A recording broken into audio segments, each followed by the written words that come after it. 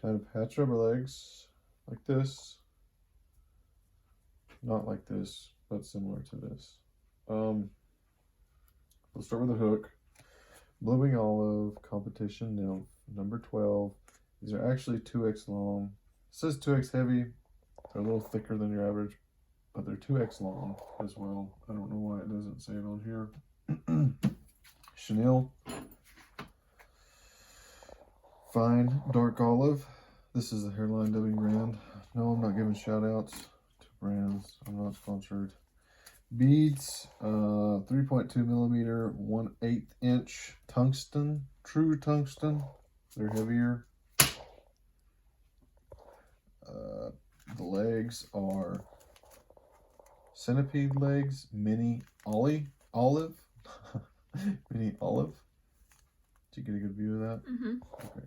The thread, 70 denier UTC olive. Can't see the. It's all right. Don't worry about it. It's not a big deal. All right. Now, take note. See what time it is on the screen at this very moment, and see how fast I can tie this dude. Here we go. Oh man, I forgot. I just had that other fly. That's not fair. That's not fair. We gotta restart this time. All right, now start it. Abby, you're gonna have to get over here where you can really get close. I'm zoomed in. Well, I mean, whenever I start doing this, putting these legs on, because they're gonna be. Okay, so when I come back, I go to right at the point of the hook. Yeah. I stop my thread at the point of the hook. This is the part that I'm going to try my best not to confuse people.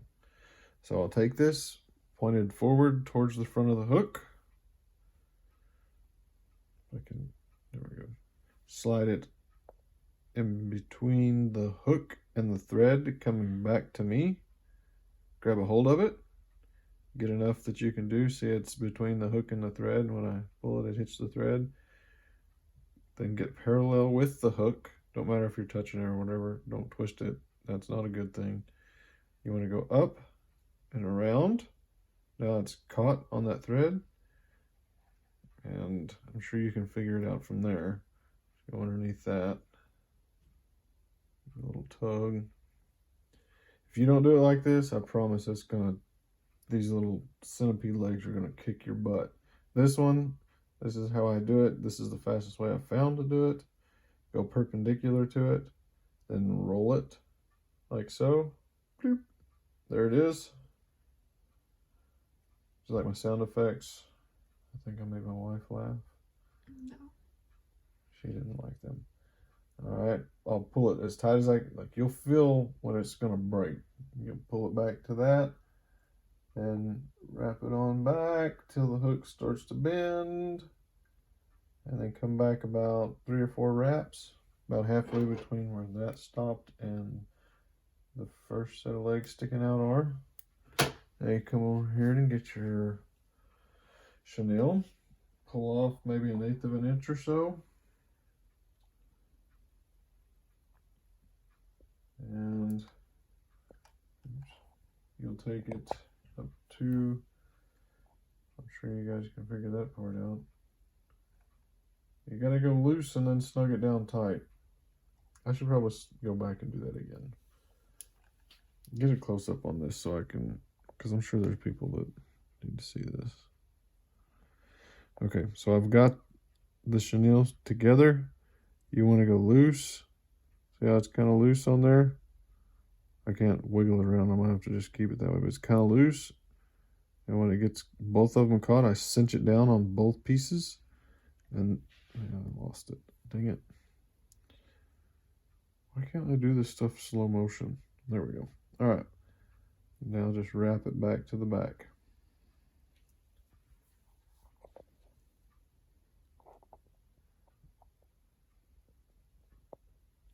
I don't know why I entice sacrifice the thought of seeing how fast I could do this in the beginning because I forgot this was a tutorial, not a competition.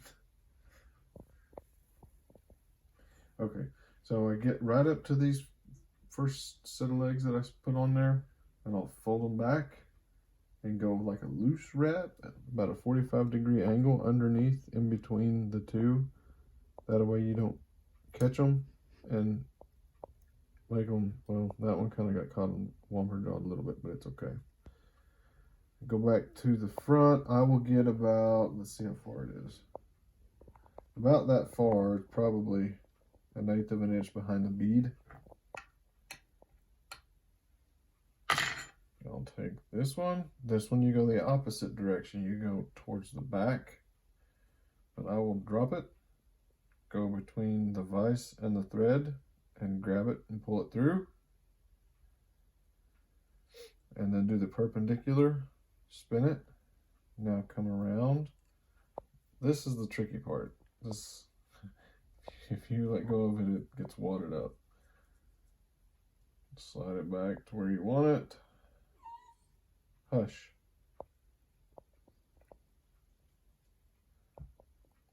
This is about how long they look as is without any chenille wrapped to them. I'll take this one. Same thing. I'll go underneath. Oh, I better show you that part because that'll. Sorry, I'm not thinking. Okay. So I'll grab it like so. You want to keep this on the inside of, like, if you don't want to, I guess you can do it like that. I've never done it like that. But as long as you don't get it twisted with the other one and they end up on opposite sides, you're good. So whatever works for you in that aspect. But that's how I do it right there. Now you'll pull these tight, just like you did the back. You can feel that there's like a point there. Let it sit. Just wrap it tight to the front of it. And my thread got loose.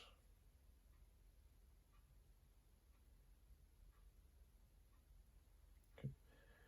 If you go one and then one more, I don't know if you guys can see that, but it pushed that the legs up in there. These I think are made out of silicone. So now I'll pull these back, slide the bead head back towards the back of the hook. I use a hook to grab these. You can use whatever you want, really, whatever, if it'll work. These hooks are extremely sharp, so I gotta be careful not to catch the thread, but I'll catch each individual piece.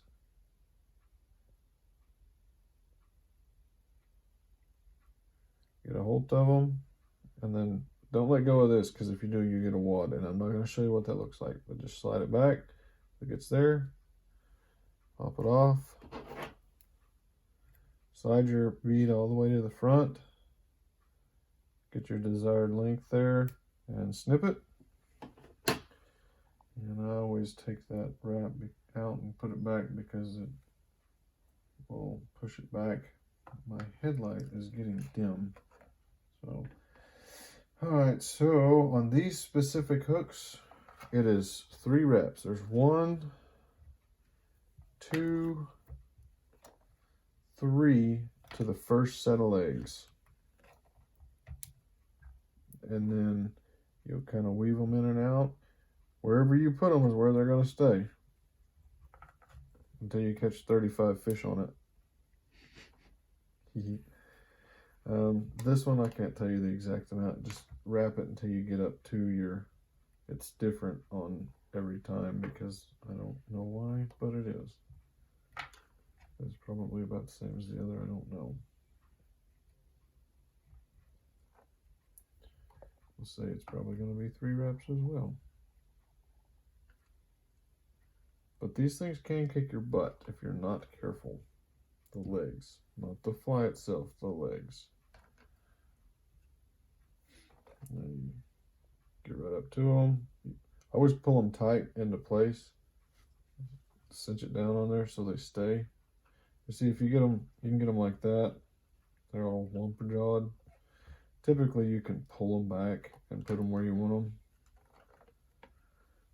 And I'll make sure that whenever I get here, that last wrap, I always try to finish on top and make it go up into the bead, because in beads they've got a little opening in the top just for that reason.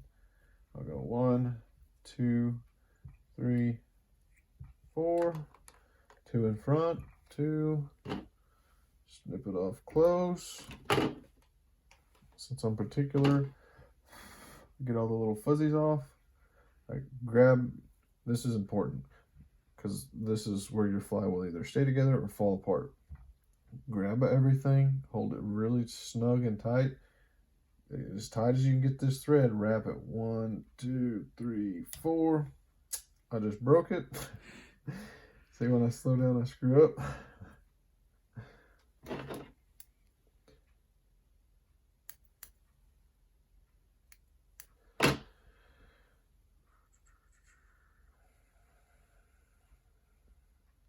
If you break your thread, don't panic. The worst thing you can do is start grabbing your thread and trying to do something with it. Just leave it alone. Don't touch it. Go right back and just start wrapping it and catch it as fast as you can without touching any of it. And it will stay put a lot better than you think it will. See? Just like so.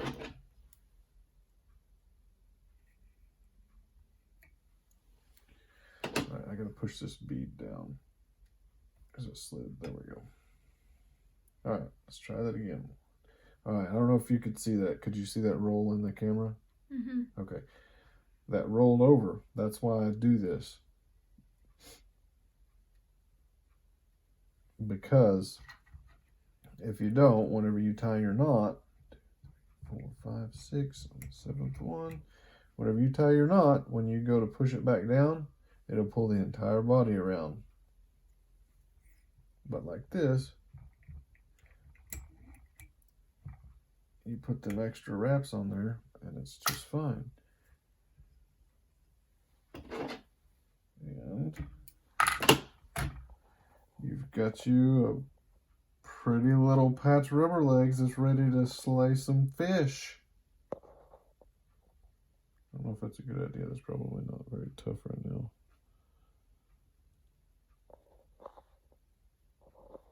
Got it?